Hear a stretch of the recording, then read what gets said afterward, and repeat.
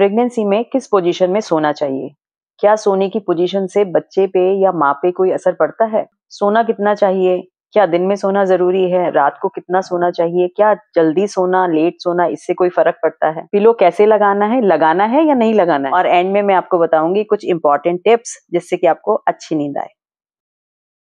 तो सबसे पहले और इम्पोर्टेंट बात ये है कि प्रेगनेंसी एक नेचुरल कंडीशन है, ये कोई बीमारी नहीं है।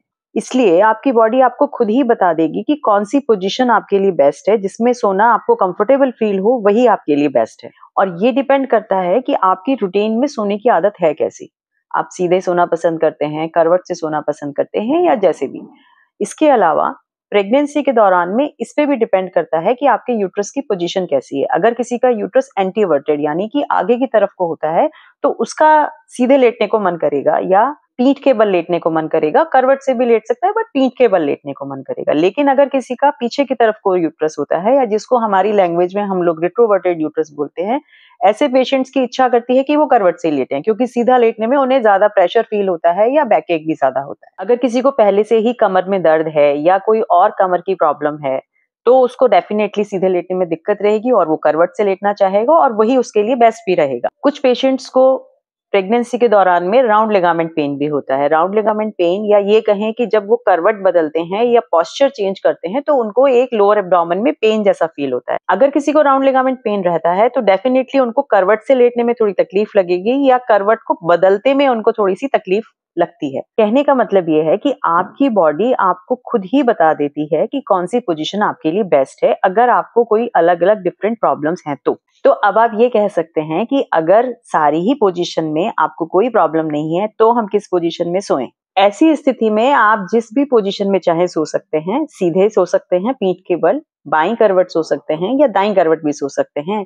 सिर्फ अगर आप उल्टे ना सोएं तो बेहतर है, खास तौर पे सेकेंड और थर्ड ट्राइमेस्टर में, यानी कि 4 मंथ के ऑनवर्ड अगर आप उल्टा ना सोएं तो बेहतर है। फर्स्ट ट्राइमेस्टर में अगर आपको बहुत इच्छा है तो आप उल्टा भी सो सकते हैं। फर्स्ट ट्राइमेस्टर में उल्टा सोने में भी कोई ऐसी विशेष प्रॉब्लम नहीं है, लेकिन ना सोएं तो बेहतर। और इन सभी पोजीशन में से जो बाईं करवट की पोजीशन, या जिसको हम लेफ्ट लेटरल पोजीशन कहते हैं, उसको बेस्ट माना जाता है, माँ के लिए भी और बच्चे के लिए भी। लेफ्ट लेटरल या बाईं करवट से सोना बेस्ट तो माना जाता है, लेकिन क्या आप हर वक्त वैसे ही सो सकते हैं? नहीं, ऐसा संभव नहीं है। अगर आप एक ही पोजीशन में सोएंगे तो ये भी आपको बहुत कंफर्टेबल नहीं लगेगा। तो ऐसा नहीं है कि आपको सिर्फ लेफ्ट लेटरल या बाईं करवट से ही सोना है। आप ज्यादातर उस करवट में सोएं, लेकिन बाकी टाइम आप दूसरी करवट से या सीधे भी सो सकते हैं। बाईं करवट से सोने में ऐसा माना जाता है कि बच्चे को खून का दौरा ज्यादा मिलता है और जो उसकी ग्रोथ के लिए अच्छा रहता है। लेकिन ऐसा नहीं है, अगर किसी को बाईं करवट से सोने में प्रॉब्लम है तो उसके लिए बाईं करवट अच्छा नहीं है, उसके लिए फिर दाईं करवट भी अच्छी है। कई दफे ऐसा होता है कि कुछ पेशेंट्स हमारे पास आते हैं और उनके पेशेंट्स के हस्बैंड हमें ये कंप्लेन करते हैं, मैडम आपने बताया था कि बाईं करवट से सोना चाहिए, ये तो बाईं करवट से सोते ही नहीं है। उन सभी को मैं यही कहती हूँ कि ऐसा कोई फोर्स नहीं है कि आपको बाईं करवट ही सोना है। आप दाईं करवट भी सो सकते हो, आप सीधे भी सो सकते हो। ऐसा किसी भी रिसर्च में प्रूव नहीं हुआ है कि जो लोग दाईं करवट से सोते हैं उनके बच्चे को किसी तरह की प्रॉब्लम हो जाती है। प्रेगनेंसी में जब लास्ट के महीनों में साइज बढ़ जाता है, तो आमतौर पे पूरी करवट लेके सोने में भी कुछ पेशेंट्स को या काफी पेशेंट्स को दिक्कत आने लगती है। ऐसे में आप क्या कर सकते हैं कि थोड़ा सा लेफ्ट लेटरल या राइट लेटरल, जो भी करवट आप लेना चाह रहे हैं, उसमें आप थोड़ा सा करवट लें, यानी आधी करवट लें, और फिर अपने कमर के नीचे एक पतला सा पिलो लगा लें। तो आपकी कमर उस पे रेस्ट करेगी और आपकी करवट भी हो जाएगी। उससे आपको काफी कमर के दर्द में आराम मिलेगा। आखिर के महीनों में सिर्फ कमर में दर्द ही नहीं रहता, कभी कभी पैरों में सूजन भी रहती है, और पेशेंट को अगर पैर स्ट्रेट रखने होते हैं तो उनको आरामदायक नहीं लगता। ऐसी सिचुएशन में आप थोड़ा सा पैरों को घुटनों की तरफ से मोड़कर और उन दोनों पैरों के बीच में भी एक पतला सा पिलो लगा लें, उससे भी आपको काफी आराम मिलेगा। मार्केट में आजकल प्रेगनेंसी के लिए इस टाइप के पिलोज मिलते हैं, जो कि इस तरह से बनाए जाते हैं जिससे कि कमर के पीछे में भी आपको सपोर्ट मिल जाता है और पैरों के बीच में भी सपोर्ट मिल जाता है। आप चाहें तो उन्हें लें, या ना चाहें तो आप घर में ही सिंपल 2 पिलो की जरूरत है आपको। एक कमर के पीछे पतला सा लगाएं और एक दोनों घुटनों के बीच में लगाएं, वो भी उतना ही अच्छा काम करेगा। अगर आप प्रेग्नेंट हैं तो आप हमारी प्रेगनेंसी वाली प्लेलिस्ट भी मेरे चैनल पर चेक कर सकते हैं। अब ये बात कि सोना कितना चाहिए। सोना बहुत ज्यादा इंपॉर्टेंट है कम से कम 7 से 8 घंटे की नींद रात में और 1 या 2 घंटे का रेस्ट दिन में होना बहुत जरूरी है।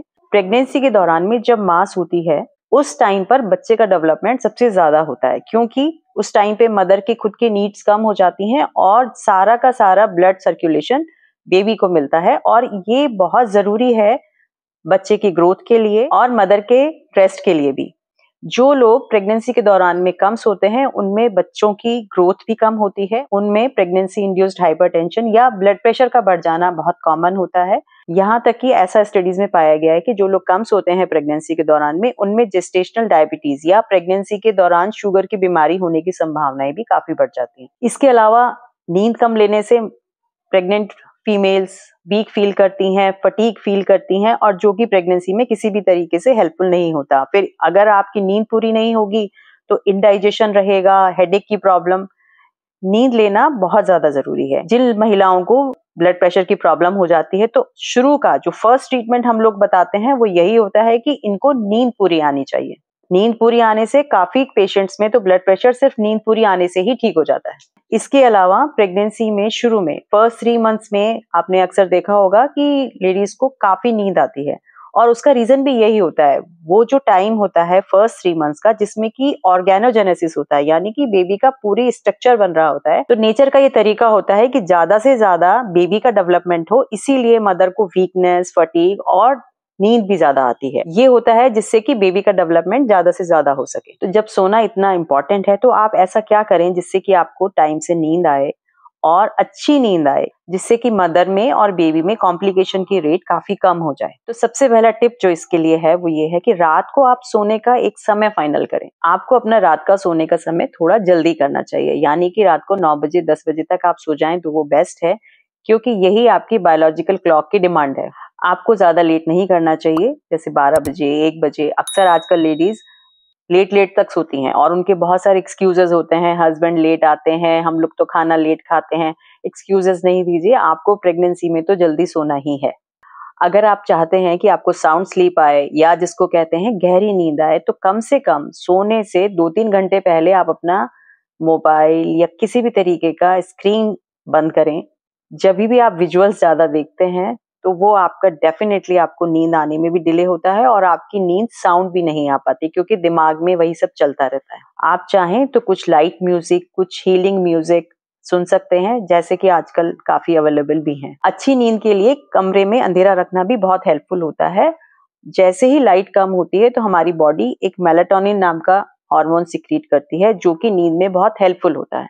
अगर आप अंधेरा रखेंगे तो इससे आपको हेल्प मिलेगी। अगर किसी वजह से सिचुएशन ये है कि आप नहीं लाइट बंद कर पा रहे हैं तो आजकल आई मास्क भी मिलते हैं, उनको लगा के भी आप अच्छे से नींद ले सकते हैं। इसके अलावा अच्छी नींद के लिए जो चीज जरूरी है वो है स्ट्रेस से दूरी। आपके ऑफिस की प्रॉब्लम, फैमिली की प्रॉब्लम, हस्बैंड से झगड़ा, ये सब चीजें रात के टाइम तो ना सोचें कम से कम, या पहले ही निपटा लें उनको। कहने का मतलब ये है कि रात में आप जितना पॉजिटिव रहेंगे, अच्छा सोचेंगे, डेफिनेटली आपके दिमाग में जितने ही कम विचार आएंगे आप जल्दी सो सकते हैं। इसके लिए आप चाहें तो स्लीप टाइम मेडिटेशन के ऑडियोज अवेलेबल हैं, वो चला के आप एक अच्छी नींद ले सकते हैं। और इनमें फैमिली मेंबर्स का भी काफी हाथ हो सकता है, खासतौर पे हस्बैंड्स का। इस समय आप टेंशन ना दें अपनी वाइफ को। इसके अलावा रात को आप 1 ग्लास गर्म दूध पी सकते हैं, उससे भी कुछ पेशेंट्स को काफी अच्छी नींद आती है। आपको ये वीडियो अगर यूजफुल लगा हो तो इसे और प्रेग्नेंट लेडीज को शेयर करें। नेक्स्ट देखिए ये वाला वीडियो।